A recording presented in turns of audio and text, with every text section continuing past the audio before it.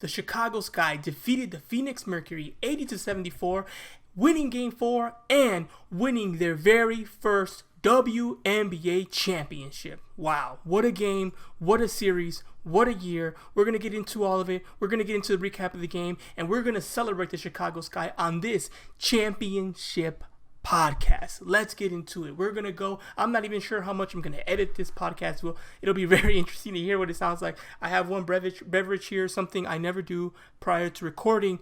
I'm always, I take this very seriously. I work really hard on this. I make sure I've never drank or done anything at all before I do any of this so-called work, right? So I make sure I'm on my best behavior, doing my best thing. But you know what? Today, championship day, yeah, I'm going to have one.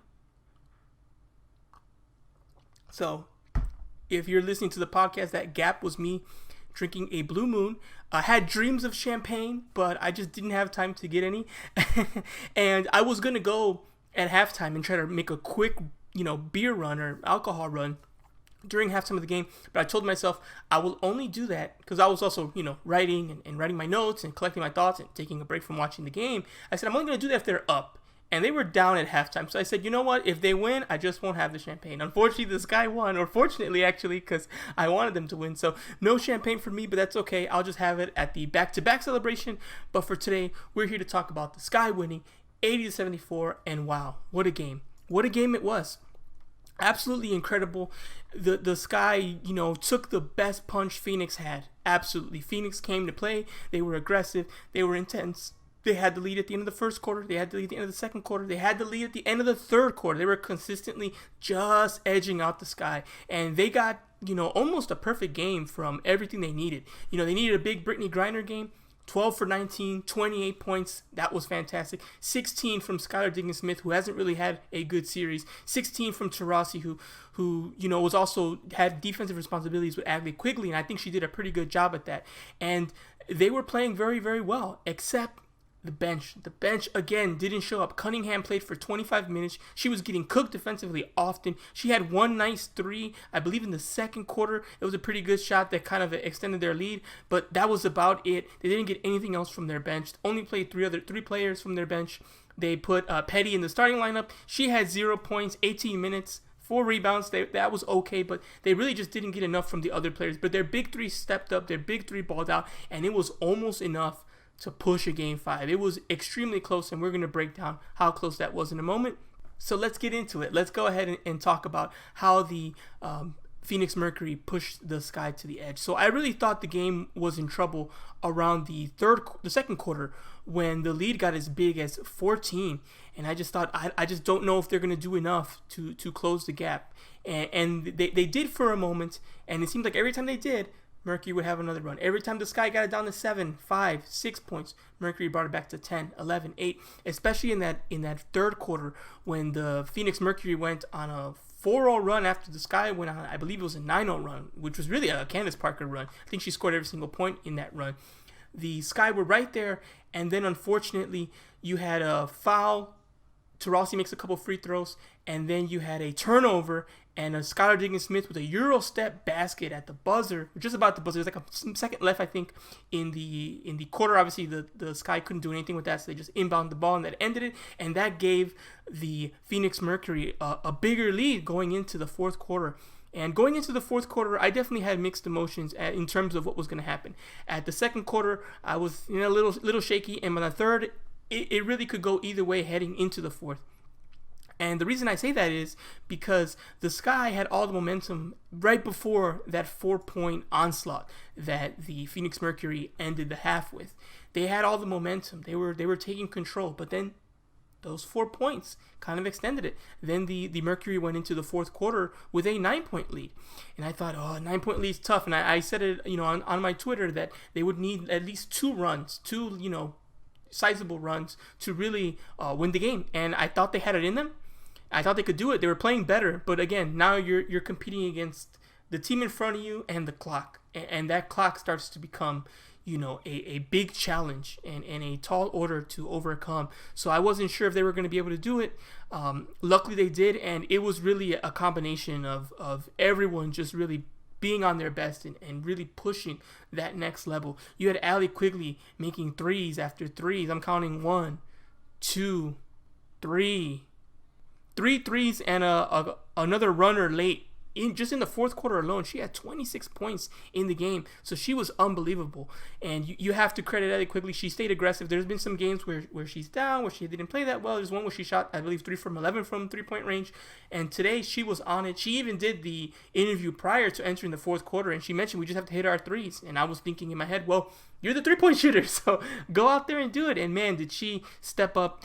She was coming off a flare screen. She was coming off of double screen. She was just doing an amazing job getting open, finding some space, and hitting those baskets, dagger after dagger, closing that gap. It was a 9-point game. Then it's an 8-point game. Then it's a 5-point game. Then it's a 6-point game. She just kept on, those threes just kept on chipping away and discouraging. And I wouldn't say demoralizing Phoenix because they were still in charge. They still had the lead, but they couldn't close the game because Quigley kept on closing the gap. And I remember another thing I tweeted out again. You should follow me on my Twitter, Sky and Deshae.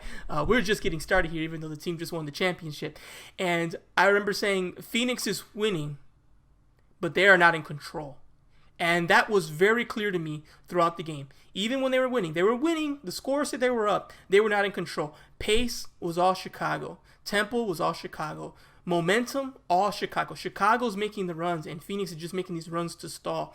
And one thing I noticed is Chicago's the team that wants to run and Phoenix wants to slow down. And that's because Chicago has bigger guards, more athletic players, 1 through 5, deeper bench. They want to run, jump, go, go, go. Phoenix wants to slow it down. They want to be physical. They want to play bully ball. They want to run everything through Brittany Griner, through the post. That's how they want to do. And both ways can work. We saw Phoenix have success throughout the playoffs, and they've won many championships with a lot of these core players. Not everyone, but with some of the core players. So you know they can do it. But when you look at those two different styles, who's dominating? And it's the fast pace. It's the team that's bigger, faster, stronger, that's able to control the tempo, and the other team's hoping to slow it down. There was one moment in the third quarter where the Sky were not even on a fast break. Everyone was already in front. Vander Sloot was the last player back, but she had the ball. She was bringing it up past half court, and Skylar Diggins-Smith went for the foul. And the reason she went for the foul is because Phoenix didn't have their defense set. They were already in front. There was no fast break opportunity, but they didn't have their defense set. And they were worried about a kind of mini fast break happening there with all the cutting that the Sky players do. They're going to get to the basket. We're not set. They're going to outrun us to the basket. They're going to get an easy basket. So the foul was extremely preemptive. And when I saw that, it really opened my eyes. I'm like, oh, they don't want any type of to mess with any type of speed the Sky have. They cannot handle it, and they're fouling well before needed because they're trying to slow them down. I'm like, well, in my opinion, that means I know who the better team is. It's a team that's bigger, stronger, faster, that you're afraid of going on a fast break in a half-court setting because your defense isn't set yet. And you're leading. You're winning at the time of this is happening in the game. And you're willingly giving these free throws these fouls to try to slow them down.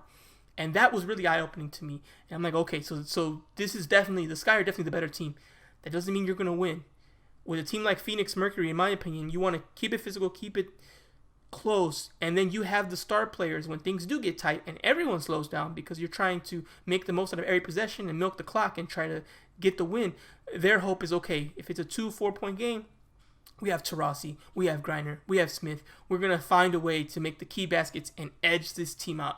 But they did not want to run with the Sky. They did not want to go toe-to-toe with the Sky in that way. They just couldn't do it. That was very clear. And they kind of got what they wanted. They had the lead in the fourth.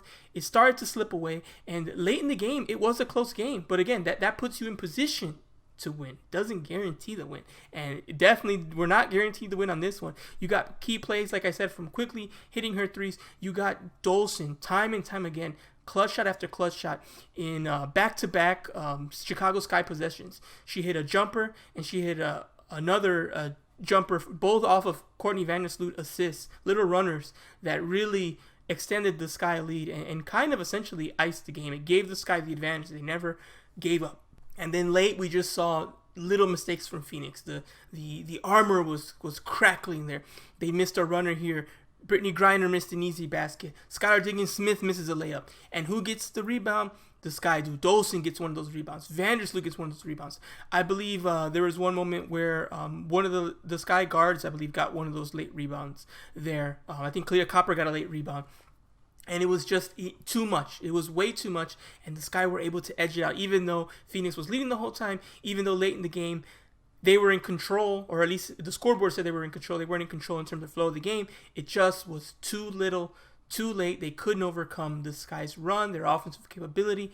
They just overwhelmed Phoenix, and they won the game. They won the game, and they became champions of the WNBA, champions of the 2021 season, and brought their first WNBA championship to the franchise and to the city of Chicago.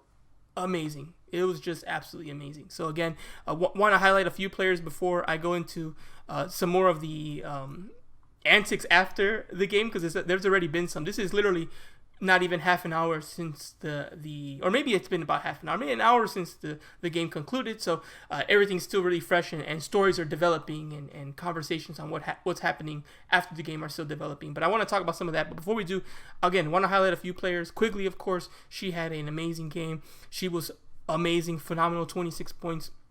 Stephanie Dawson, I've said it before, you really don't want Stephanie Dawson to be the best player coming off your bench. Today was an exception. She had 8 points, which wasn't like her 13, 14-point game in game one, but it was really good. And again, those points were late. Her defense was fantastic, 4 for 6 from the field, so she wasn't taking silly shots, and she was converting on the attempts she was getting. She was taking what was there. 3 assists. She was awesome coming off the bench. That was fantastic.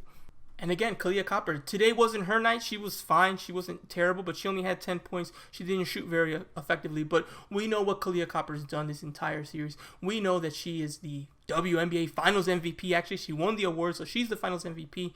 And of course, let's just quickly go through the other players, give them their flowers. Candace Parker, leader, veteran. She was the one, she was mic'd up for the game, and she was talking that third quarter when things didn't look good, the second quarter when things weren't look good, to not panic, to stay controlled, to stay engaged. It was going to be fine. This is how this goes. She was a great leader. She hit great shots. She had that 9-0 run by herself where she hit a 3. She hit a couple runners. She hit a couple free throws. She was fantastic. Kind of kept them in the game during that first half, right before the halftime break, to kind of keep things close and not let the game get ahead of them. She was amazing. Of course, Courtney Vander, Sloot, point guard. What else is there to say about her? 15 dimes. Unbelievable. She had so many incredible moments in this series, in this exact run. She had one of the last baskets the Sky had. She came off of a screen from Dawson. She made a ball fake, did like a little 360, then she hit a floater right in the middle of the paint, hit the basket. It was all over. She was amazing. And props to James Wade and the entire Chicago Sky team for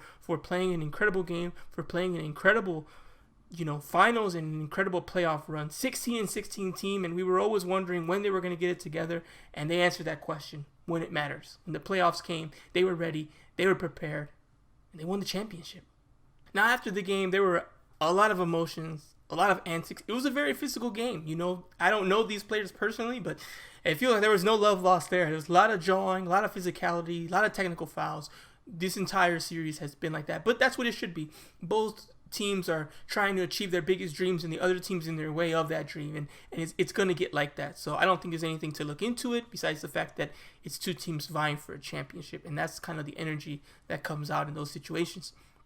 Kahleah Copper was hilarious during her award speech for the WNBA Finals MVP. She said, "I work so effing hard." She was, cursing on the live, and it was great to see her just that passionate. We saw James Wade speak. That was amazing. Owner of the Chicago Sky. That was incredible seeing him there at the arena, accepting the championship, hoisting it above his head. That was amazing. I even saw a nice moment between James Wade and Diamond DeShields where I can't remember exactly what he said, but it sounded like he was encouraging her, like, "Hey, you're a special player, this and that." We know Diamond DeShields had an up and down season, and it was good to see, even in those moments, Wade assuring her that she's who she is, which is, I think going to have more All-Star appearances in her future, regardless of whether that's on this team or on some other team, and we'll get into that in future pods. But I thought that was a really great moment to see. And yeah, how special is it to close it out in Chicago, in front of your home crowd, sold out crowd, back-to-back sold out WNBA Finals games. It was amazing. It was amazing. So yeah, it was great to see. I was actually at the Zoom post-game press conference. I now live in California, so I'm unable to be at the stadium. It was way too much to try to fly out and do all that. I'm like, it's fine. I can watch the game. I can do all my work here, and I can join the Zoom press conferences that they have this year, and there's no issue there. And one thing I noticed was James Wade was definitely excited and talking about his feelings there. And one thing that kind of came out of that as well is that, at least at the time of this recording, the Phoenix Mercury players refused to be part of that conference. I found that to be really interesting. I'm looking to see right now, actually, if there's anything else about it. It looks like that's it. So yeah, they refused to show up and talk to the media. The coaches of the Phoenix Mercury did. That was great. And Chicago Sky players and coaches did as well. James Wade did as well.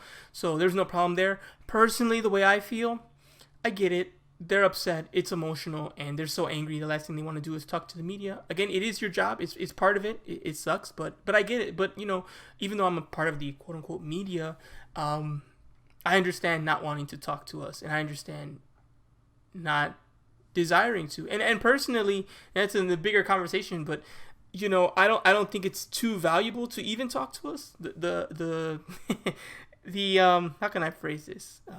The questions that are asked and the way they end up in articles is usually pretty insignificant, in my opinion. If you look at a lot of my articles, almost none of them have those questions, because although I do go in there and ask some questions, I just feel like so many times the questions that are asked and how they're contextualized in articles isn't very useful. And I think I have my insights, I have my knowledge, and if I do ask a question, I try to make sure it's an in-depth one that can give me information I can't get myself.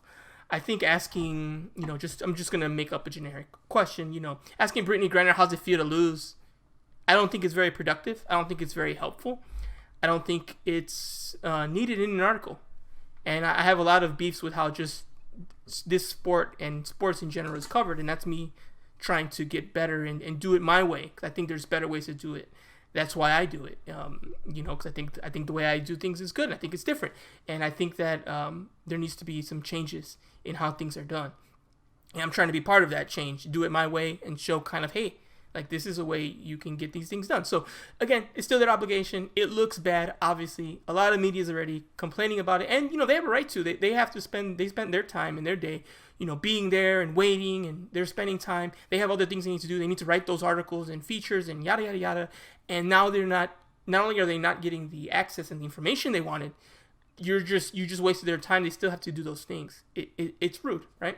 But I do understand it. And personally, I wasn't offended. In fact, when Kalia Copper, it's kind of a good example. Kalia Copper came into the Zoom conference, the press conference, was on the Zoom, like I just said, and she just wanted to get her coach because they wanted to celebrate. And they hadn't really celebrated yet. So she came in to get her coach, say, hey, like, he's got to get out of there. Like, we got to celebrate.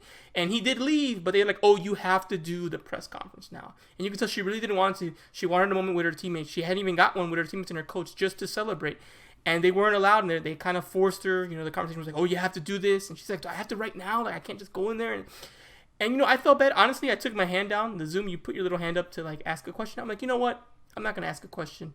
You clearly don't want to be here. You clearly have not celebrated one of the biggest, if not the biggest, achievement of your career.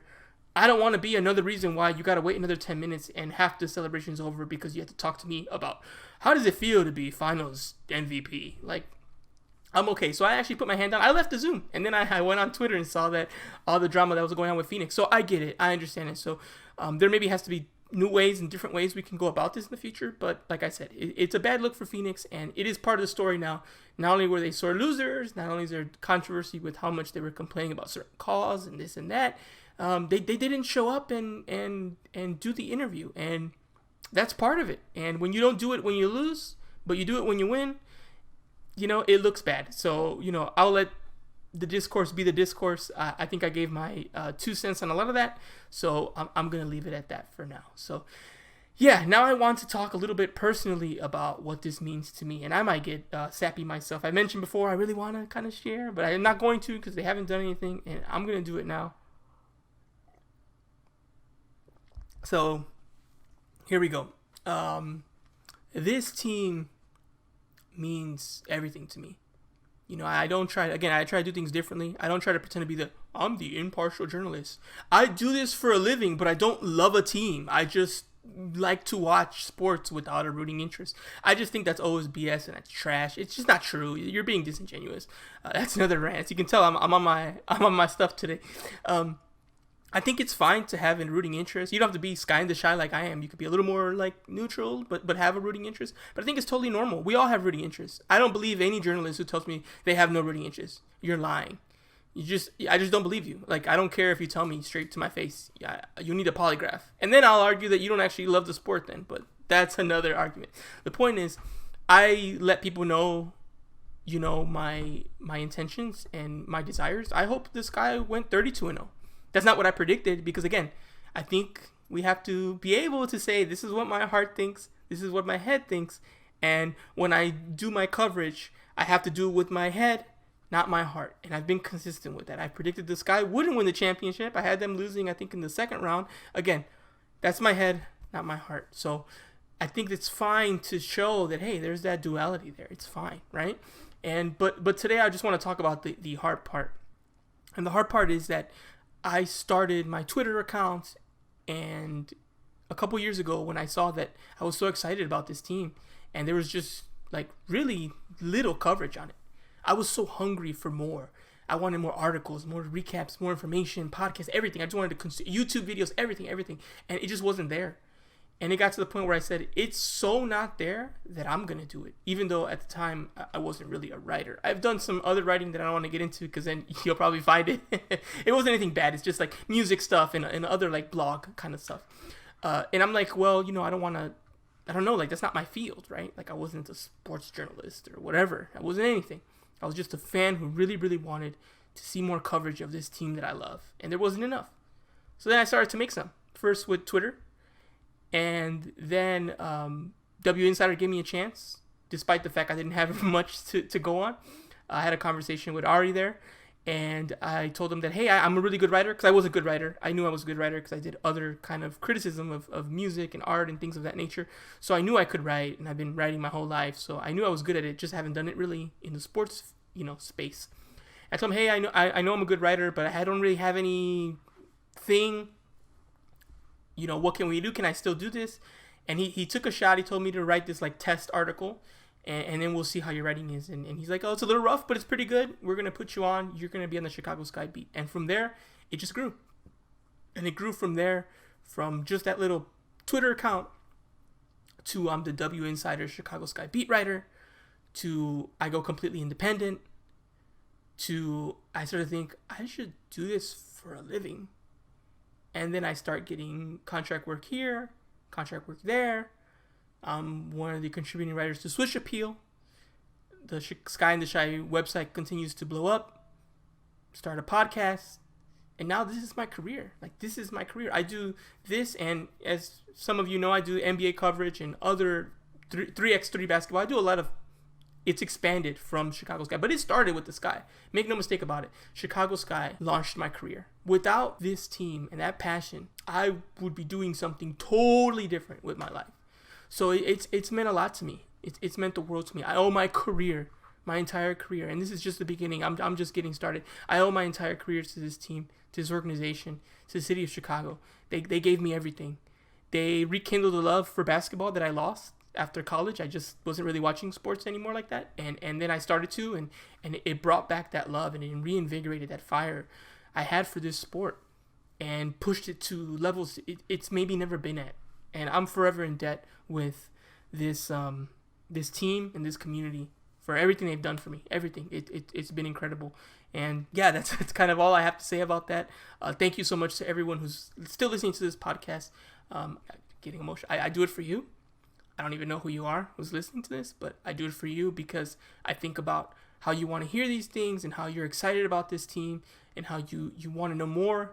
And I do the work, watching all the games, rewatching the games, learning more about film breakdown, learning things I haven't really shared yet, horn sex, pig actions, flexes, hammer screens. Like I learned so much, zone defenses, man-to-man defenses, zone coverages. I learned so much about those nuances so I can watch the game better, so I can break it down and talk to you about it. And so I come from a place of knowledge and from a place of experience, not just a super fan who's excited, but someone who's really doing that work. I work on my editing, I work on my grammar, I work on my writing. It's so much work. I'm getting yelled at from my fiance because it's so much work, but I'm trying to, continue growing this site, growing this community. And, I always thought, why not us? Why can't the Chicago Sky have one of the biggest, fan sites and biggest platforms out there? Like, why can't we? Like, why is that not possible? Like, I want to dream big. And today was an incredible day for that. This year has been an incredible year for that. I have to thank all of you. I worked so hard. I took the same energy the Chicago Sky team had. I'm like, I'm going to do a podcast after every game. I went from bi-monthly to game recap podcast every game. I didn't miss a game of the playoffs. It was wild. And y'all have shown up for me. Y'all have shown up. Y'all have listened. Y'all have tweeted, favorited, talked to me. It's been amazing. And I love each and every single one of you. I mean that wholeheartedly. I mean that genuinely. Every time the subscription on YouTube goes up or the analytics go up, I'm like, yeah. And I'm like, it's proof that, hey, there's care here. And I have data too. I got receipts. I can show people how much people care about this. In fact, the fun fact is at the time of this recording, I run a Lakers website and a Chicago Sky website. And right now, my Chicago Sky website has more viewers this year than my Lakers one does. And that's crazy. That's crazy to me. I'm the same writer. I'm working just as hard on both sites, and one's beating the other one. It's the Sky one. That'll probably change now that the Lakers season is going to start. But we'll see, because I'm still going to have more coverage here, and we're going to get into that in a moment. But that's incredible. I never thought that would happen. And it started when Candace Parker joined. The viewership just went way up, and it stayed up. Yeah, it's been incredible. So I'm just so incredibly indebted to this community, and I'm just so happy. And this is our championship. It's ours. I'm a person who does say we. It's my team. This is my team. I've invested my time, my money, my energy, my passion. When they lose, I'm getting roasted on the chat. When they win, I'm getting congratulations. It's my team. This is my team. And it's my win. It's our win. It's all of our wins. And I'm just forever thankful for this community. Thank you for listening. All right, so now with that, I'm going to take one more sip of this beer, and then we're going to talk about what's next. What's next is break time. I am incredibly tired. Recap of my day today. I woke up in the morning. I wrote the preview for Switch Appeal on Game 4 from both parties, Phoenix side, Chicago side. Just the preview of the game, right? Wrote the preview. Ran some errands in the morning. Had to hurry home to catch the game. Go to the press conference until I left because the players didn't want to be there. Wrote the game recap. Tweeted a whole bunch. Wrote notes in the game. Did the podcast. Edited the podcast. Uploaded. I'm tired, y'all. I don't know how these players do it because I'm barely doing it on the content side. I'm exhausted. I need a break. Real bad. And I'm not even going to really get a break because the NBA season's starting. So that's going to keep on going. A lot of my responsibilities are going, but this needs a break. So you're not going to hear from the Chicago Sky podcast for, I don't know, definitely the rest of the month at least. There's a chance I probably will do. I'm actually brainstorming right now. This is all off the cuff. I haven't thought about it. I probably will do one more article in video.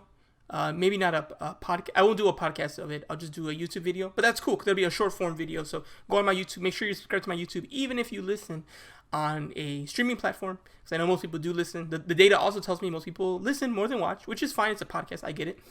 But make sure you actually do watch my YouTube channel and subscribe to it, because I'm going to do a video on the end of the year awards. I did the first quarter, second quarter, third quarter. I decided not to do the end of the year because I'm like, well, we're going to go into the playoffs, so let's do it then. And, that our MVP and all those kinds of things are going to be interesting. So I'm going to break that down. So I'm going to have one more article coming out probably later this week. I don't know when. And I'll have a video out kind of talking about it and kind of sharing kind of the end of the year highlights. And then after that, I'm taking a break here for at least a couple weeks. We'll see. I always say I want to take a long break, and then after a couple days, I'm itching to get back in there because I just love this stuff so much. But I'm definitely going to take a couple weeks off, at least the traditional pod. You'll get one more article for the end of the year and a video to complement that, and then we're going to take a little break. But again, for those who are new or maybe don't know how the women's basketball kind of works, the season doesn't stop. A lot of these players are on planes to Europe to go play Euroball and to continue their careers. It's a short season, so the off season is longer than the regular season by a good margin, and there's a lot of things happening. So you might wonder, well, what are we going to talk about when you come back in early November? There'll be a lot to talk about. We'll update where everyone is in Europe. We'll update what's going on with the roster, what looks like the decisions they're going to make. Maybe it's time to start looking at some college basketball and some draft prospects. Basketball never stops. Women's basketball never stops. So there'll be plenty to talk about, especially for going back to our regular schedule, which is a bi-monthly podcast. So 2 times a week.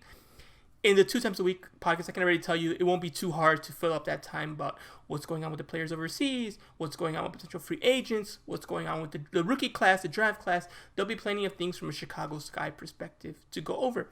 And if there's a time when it feels like there's just not enough, maybe I'll be very clear about when they'll be taking an extra week or two off, maybe during the holidays, things of that nature. But overall, it won't be hard to fill the time with coverage. I haven't had any guests yet. I wanted to have guests earlier, and it's just been a whirlwind with the playoffs. So I definitely am, excited about the idea of bringing in guests. Can I bring in some guest journalists here? Can I bring in some fans? Can I bring in some players? I have to go out there in the DMs and see what I can get.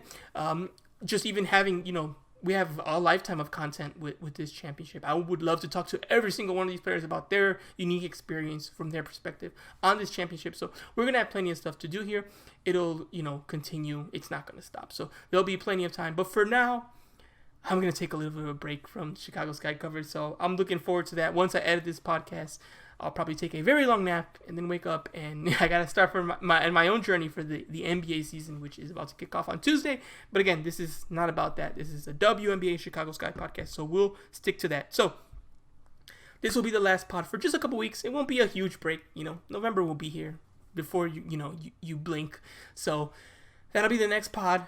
We'll see what we talk about. We might talk about everything that happened from this pod to the new one. We might talk about what to look for ahead. We might do kind of a preview of, hey, how does Euro Cup and Euro League work? I know those things because I've studied those things. Many fans might not know, so it might be a good time to have a refresher. Maybe we have a guest. I don't know. We have plenty of ideas. I have plenty of ideas. We're going to have plenty of content. So thank you so much for listening, and celebrate in whatever way you can.